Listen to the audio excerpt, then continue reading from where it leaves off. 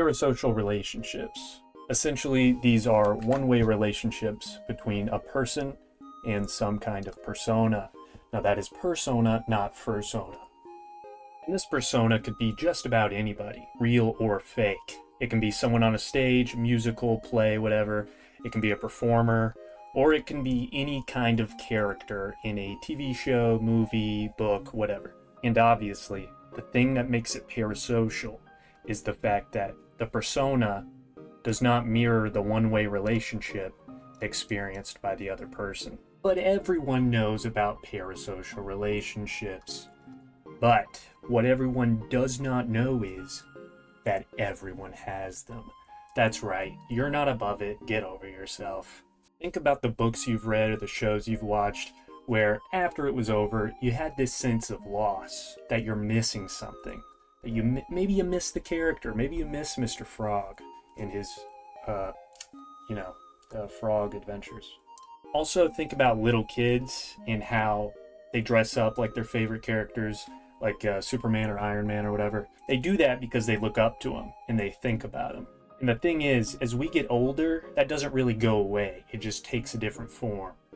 For me, I know I've had them recently. There was a book series I read where the main character, I thought he was cool. I kind of respected him. I thought he was mature. And so in my daily life, I would kind of think about, how would he respond to what I'm responding to right now? And then I would kind of consciously, subconsciously emulate that. So that's my parasocial relationship. All right, so bearing all this in mind, I want you to think about parasocial relationships like a spectrum.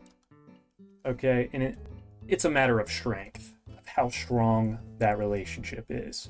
So consider that you just finished a TV show. All right, maybe you didn't feel anything. Maybe the show sucked.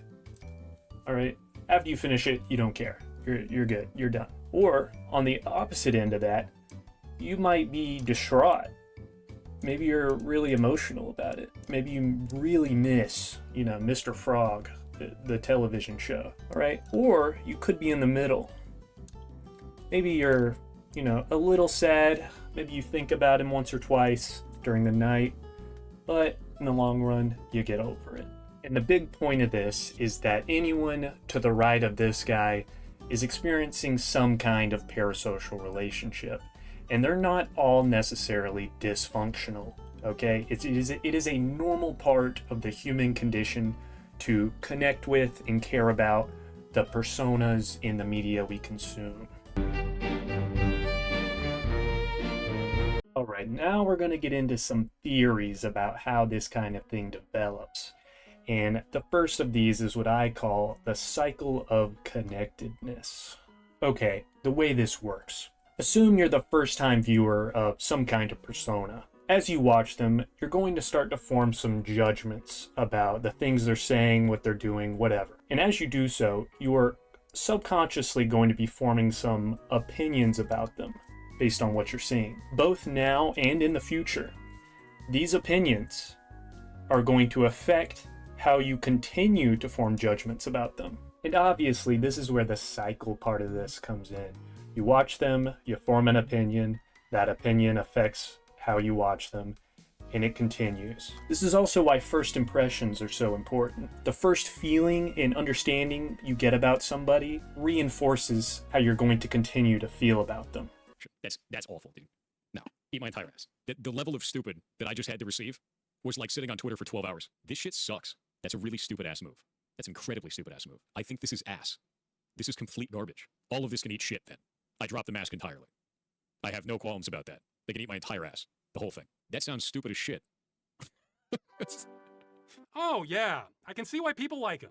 And, this isn't set in stone, right? There's always ways to break this. Random examples, say you roach out on a WoW raid and abandon your friends who poured hundreds of hours into their character, and it's also leaked that you're probably a gay furry.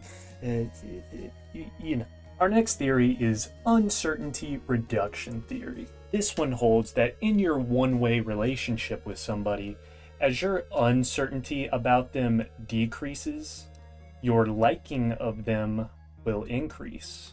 And, generally in our day-to-day lives, the more you get to know someone, generally the more you start to like them. And I do want to mention that this can apply to any kind of relationship, but for the purposes of this video, I'm applying them specifically to parasocial ones. A good example of this theory in action is prediction. You know, as you're able to predict someone's behavior, and that prediction is accurate, your certainty about them will increase, and subsequently your liking of them. Through all this, the relationship, parasocial or not, develops.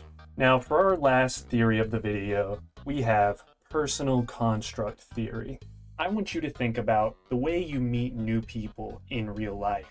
You have a subconscious mental construct for the way you go about getting to know somebody. This part is similar to the cycle of connectedness that we talked about earlier. As you're meeting somebody, you're forming opinions, making judgments. But this theory also goes deeper. It applies not only what you think about the other person, but also the way you specifically act with them. The things you say, the questions you ask, the way you go about getting to know them in both a mental and physical capacity.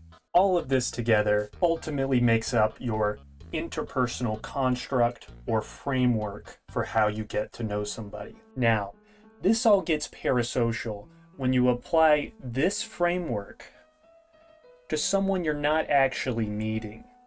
You're separated by something, maybe a screen.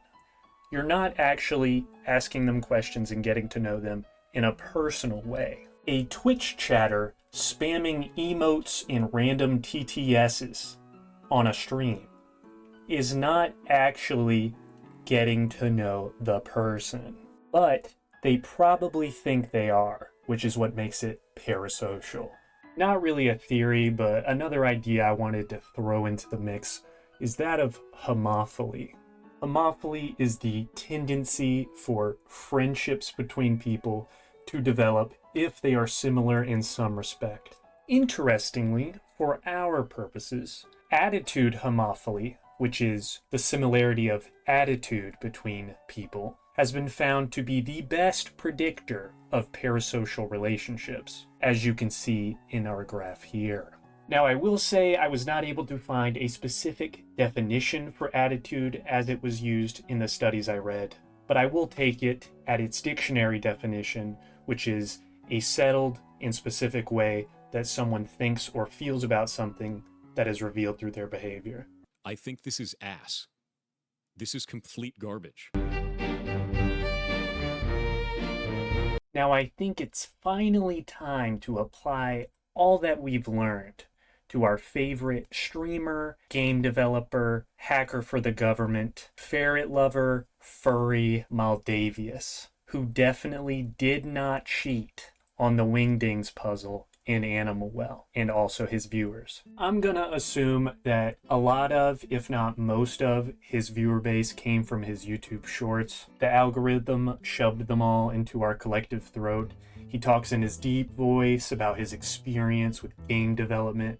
He has this very authoritative way of speaking about literally anything. And I'm sure that a lot of people, as first-time viewers, are taking him at his word that he actually developed games at Blizzard for 7 years. Now, thinking back to our cycle of connectedness idea, you can think about how these viewers formed an opinion about him based on that first interaction. And you already know he's going to keep hyping up his history in everything he puts out. So as they continue to watch him, their opinion of him continues to get higher and higher, and so does their parasocial connection with him. And now take uncertainty reduction theory. They see him on his stream pretending to code his game. In their eyes, they're seeing evidence that backs up who Maldavius claims to be. He's developing a game, so he has to be a game developer. The more he continues to shovel this made-up slop about his achievements and accomplishments, which you know if anybody's going to do that, Maldavius will. The more he does that, the more certain his audience is becoming about him, and they're going to like him more because they're so certain. When it comes to the personal construct theory, I think this is mostly applicable because of how young his viewer base likely is. You know, think about kids who are still growing up and aren't sure how to interact with people yet, they're not going to understand the same way an adult will how they're fostering a relationship with this person online. They might think that by sending $5 and asking him about his ferrets, they're getting to know him, but you're really not, because they're only seeing what Maldavius is letting them see. They don't know how he is behind closed doors, obviously, right? Most adults are going to recognize that they're not actually getting to know somebody in a parasocial context. Like, they recognize that they don't actually know, the comedian they follow on Twitter. And a lot of his younger viewers probably don't recognize that. They might get home from school and watch him for 5-6 hours before they go to bed. They're spending a lot of time listening to his voice. And they might be coming away with the thought that they know this guy, he's really cool, they look up to him, in the same way that they might with someone in real life, not understanding the dynamic of that parasocial context. I also think there's a really good case to be made for homophily being present among Maldavius's viewer base. If you've ever seen screenshots from his Discord or comments on his side under a YouTube video, then you get a certain sense of the kind of attitude these guys have. Originally, I was going to do this bit where I pull up their Discord and find comments that exemplify what I'm saying, but I didn't feel like targeting or calling out any specific commenter. Anyway, you know what I'm talking about. They talk with the same haughtiness that Maldavius himself spews constantly. If anybody disagrees with him, they're an idiot. It's just a smug overall attitude that I personally cannot stand. And I think you could probably make the argument that that similarity of attitude is part of the reason why they have that parasocial connection with him. And also, just in general, you got to think about how much time and money a lot of these people have poured into this guy. And it kind of goes against the ego to think that they wasted all that. And so that's probably part of why they resist Maldavius hate so much, is because they've poured so much in. So don't now tell them that they got conned. A lot of these people think that they're actually friends with Maldavius, and that's why it doesn't work to tell them about how much of a degenerate liar he is. Because for them, that's like someone they don't know telling them about how much of a degenerate liar their friend is when they don't know you.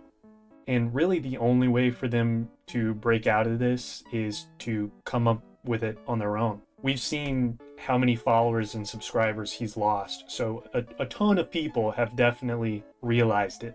And also, as his audience gets older, I'm sure a ton of them who were middle schoolers when they started liking him are going to grow up and realize that he's a clown.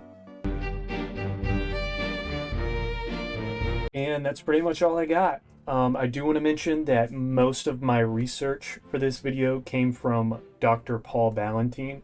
I will link his paper down below if you'd like to see that. It's a literature review, so it summarizes the results of a bunch of different studies on parasocial relationships. Originally, I wanted to do like a psychological breakdown of Maldavius himself, but Dr. K of Healthy Gamer did that a lot better than I would be able to. So if that's the kind of thing you're interested in, you should probably go watch that. Also, this kind of applies to both Maldavius and his audience, but really the best thing you can do as an outsider is to just not engage. Don't argue with his supporters or with him on Twitter, Discord, his stream, whatever. The worst thing you can do to somebody is to feel nothing towards them. I don't hate Maldavius, but I really, really do not like him. He deserves nothing more than to fade into irrelevance and to have to get an actual normal job. And you know what, Jason, I know you look up videos with your name in them on YouTube. If you happen to see this, consider this a job offer. You can be my personal coffee boy, okay? I'll let you do that. Just let me know. That the level of stupid that I just had to receive was like sitting on Twitter for 12 hours.